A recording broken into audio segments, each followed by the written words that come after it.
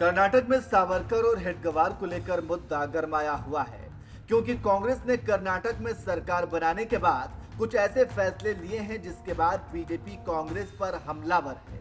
दरअसल कांग्रेस की सरकार ने कर्नाटक में मौजूदा स्कूली पाठ्यक्रम से सावरकर और हेडगेवार के चैप्टर को हटाने का फैसला किया है, जिसके बाद कांग्रेस सरकार की खूब किरकिरी हो रही है।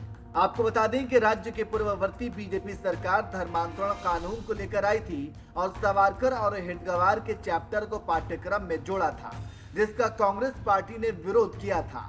वहीं अब कांग्रेस की सरकार बनते ही धर्मांतरण कानून से लेकर सावरकर और हेडगेवार के अध्याय को हटाने का फैसला लिया गया है, जिसके बाद अब बीजेपी इसका विरोध कर रही है। केंद्रीय मंत्री नितिन गडकरी ने बिना नाम लिए कांग्रेस के इस फैसले का विरोध किया है। गडकरी ने कहा कि हिंदुत्व विचारक वीडी सावरकर सामाजिक सुधारक और देशभक्त थे।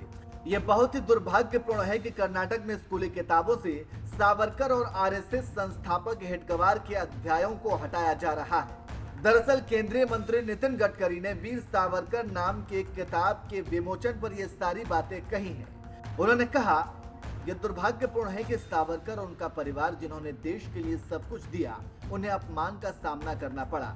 सावरकर ने कहा था कि हिंदुत्व जातिवाद और सांप्रदायिकता से मुक्त है। सावरकर सामाजिक सुधारक थे और हमारे लिए एक आदर्श है।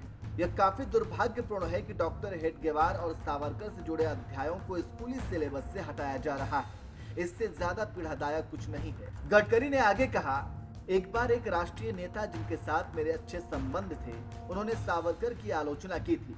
मैंने उस समय उनसे कहा था कि बिना उन्हें जाने उनकी आलोचना नहीं की जानी चाहिए। इसके बाद उस नेता ने कहा था कि वह सावरकर के बारे में अब कोई टिप्पणी नहीं करेंगे। इसके अलावा गडकरी ने युवा पीढ़ियों को सावरकर और विवेकानंद की विचारधारा से वाकिफ होने की भी सलाह दी।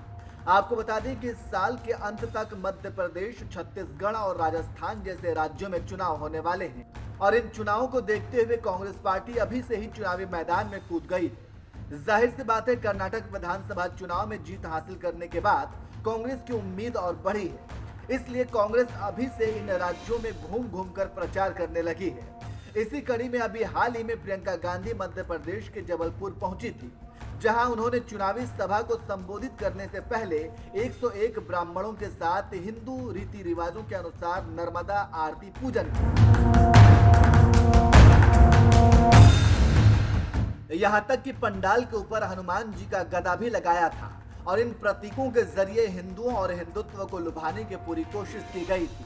वहीं दूसरी तरफ कर्नाटक में सरकार बनने के बाद धर्मांतरण कानून को लेकर वीर सावरकर और हेडगेवार के अध्याय को ही मौजूदा पाठ्यक्रम से हटा दिया गया है। वैसे आप कांग्रेस के इस फैसले को कैसे देखते हैं, कमेंट करके जरूर बताएं।